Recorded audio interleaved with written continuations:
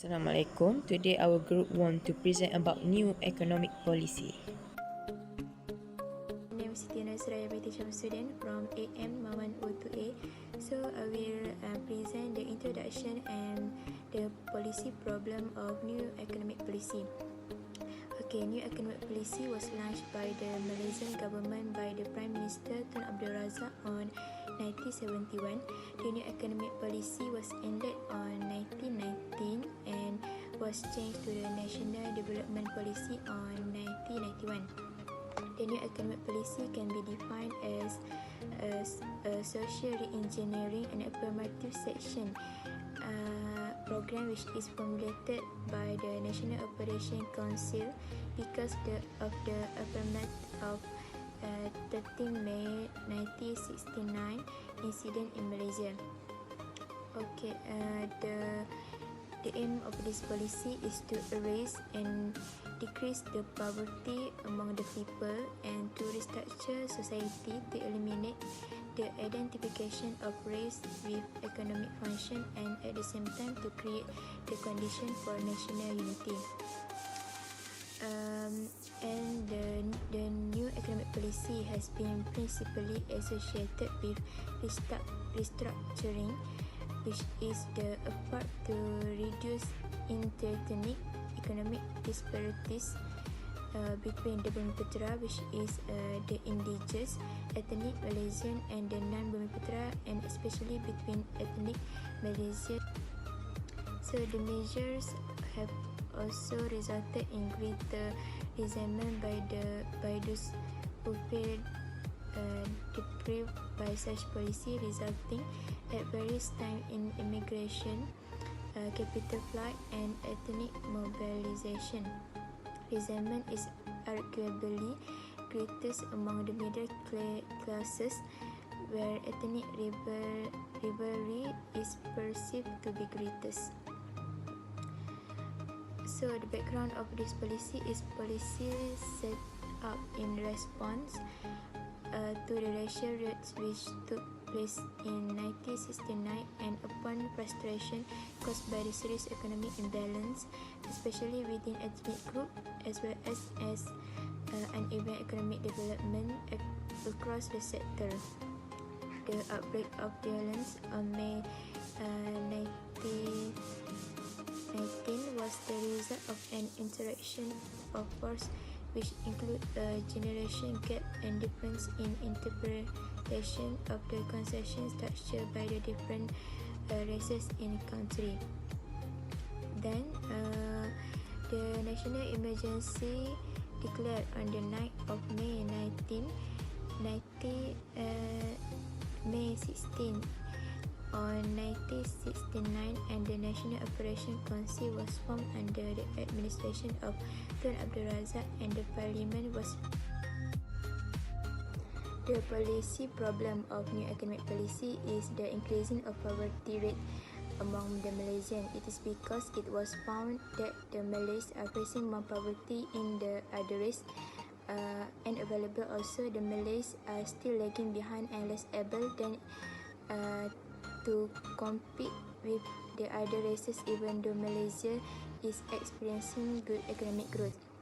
Since the country gained independence, the Malays are still lagging far behind in terms of economic dominance and education in Malaysia. Malays as the majority live in rural areas, meanwhile the Chinese are more in control of business and other economic as they live in urban areas and dominate mining areas.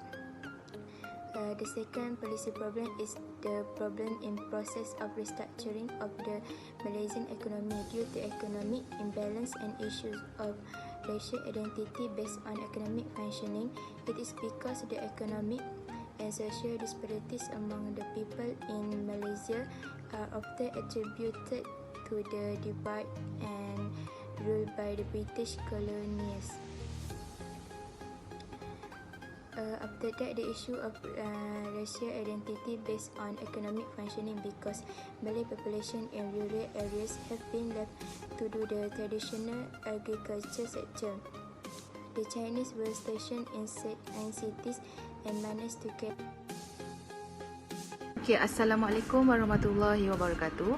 My name Hanis Arisha Binti Mohamed Zaid. So my part in group presentation of assignment PAD104 is about the objective of new economic policy. So the first objective of new economic policy is to reduce and subsequently eradicate poverty by increasing income and increasing employment opportunities for all people regardless of race. So that is mean with the implementation of the new economic policy, the problem of poverty in all classes of society regardless of race can be resolved. So this aspect of poverty is one of the main focus of the new economic policy.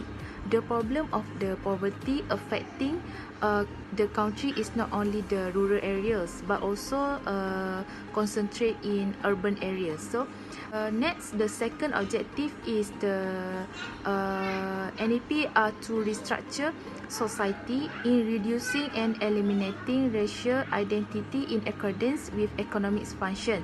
So that is mean government play an important role under the new economic policy in restructuring society in reducing and eliminating racial identity in accordance with economic function. So the government ensure that this objective can improve the productivity and quality of life of the rural poor by modernization of rural areas. And not only that, the restructuring of the society can create a trade and industrial society among the Bumiputra to all field and stage of economics activity, so that the Bumiputra can be counterpart to the non-Bumiputra in accordance economic activities. Thank you.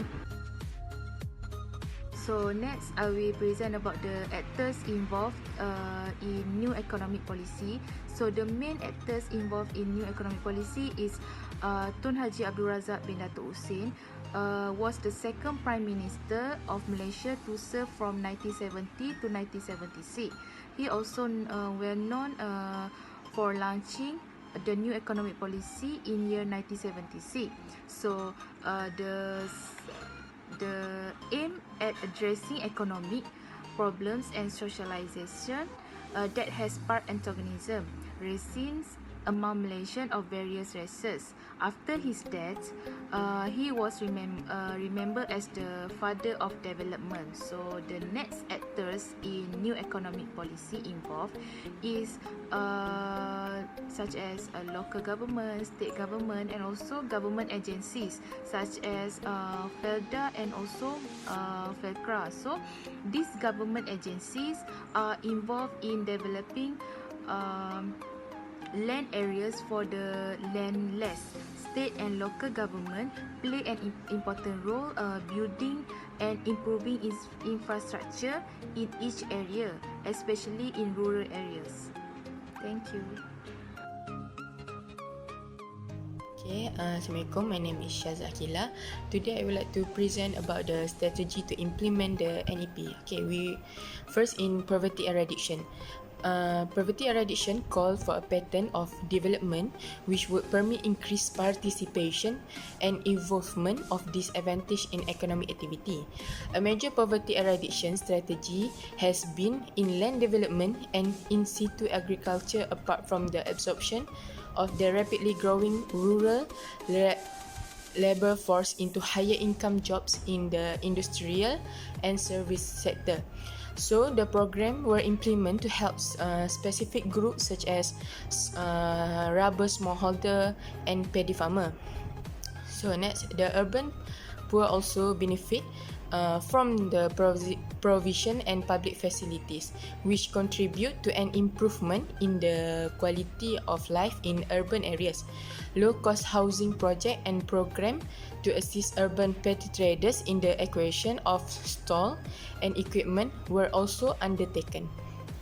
Okay, next, an important second dimension in implementation of NEP is restructuring of Malaysian society so as to reduce the eventually eliminate the identification of race with economic function. Okay, the initial distribution of assets in terms of human, physical and financial made it difficult for the Malays and other indigenous people to gain success to modern sector job, to own and manage business enterprise and to acquire a fair share of increment in wealth generated through an expanding economy. Okay, in the process of restructuring employment, government policy emphasised to the need to increase the representation of Malays and other indigenous people in the modern sector, in line with racial composition of population at all levels, especially at the upper level of the job hierarchy where they were seriously underrepresented. The policy measure to bring about this restructuring process include the development of appropriate education and training program to increase the supply of trained manpower and direct incentive, as well as administrative measure to increase their participation in the modern sector. So as a result of this policy, the participation of Malays and other indigenous people at both the managerial and technical levels had increased. Thank you. Assalamualaikum. My name is Nurul Hafizah Binti Mohamad. Today I will present about the evaluation of effectiveness of the new economy policy. The first effectiveness of the new economy policy is the new economy policy communities were saved from the poverty. The real main income of the bottom 40% of society has increased. The who suffer from hardcore poverty, who get less than half of the income on the poverty line, was reduced to 4% of total household in 1990. In 2008, the record percentage of families were elevated from the clutches of poverty. This is something that we should be proud of. The second effectiveness is the NEP managed to restructure the economy post-NEP. The world ownership of the Bumiputra had increased from 2.4% to 90.3%. The share of the Chinese, Indians and other Malaysians was 46.8%, surpassing the target, while the share of foreign ownership was reduced to 36.7%. The third effectiveness is the new economy policy play a big part in national unity with increased movement of different ethnic groups into various sectors during the new economy policy. Business are no longer exclusive to the membership of certain ethnic groups of they were prone to before. Malaysia at always now intermingled both economically and socially, and new economy policy allowing this to happen. Thank you. Hello, Assalamualaikum. My name is Nurul Nisya Binti Mohamad from AN 11028. Today, I want to present about the strengths and weaknesses of the new economic policy.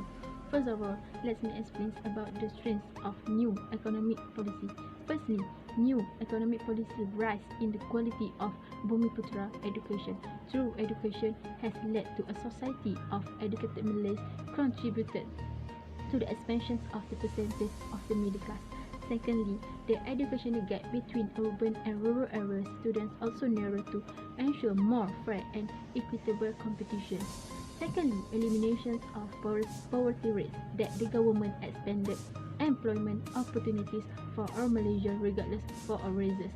Thirdly, increase the ownership of the people in private sector that the government reduce the level of inequalities between regions by doubling the growth rate in relation for less developed areas and increase Bumi Putra ownership of total private and business sector, and also for restructuring multiracial society. Okay, let's move for the weaknesses of the new economic policy. Firstly, lack of education quota, that the lack of public transparency in trading of the papers contributed to the criticism. Secondly, equity calculations, that the politicians and political parties have resorted to using nominee companies to conceal their ownership of corporate equity from public scrutiny.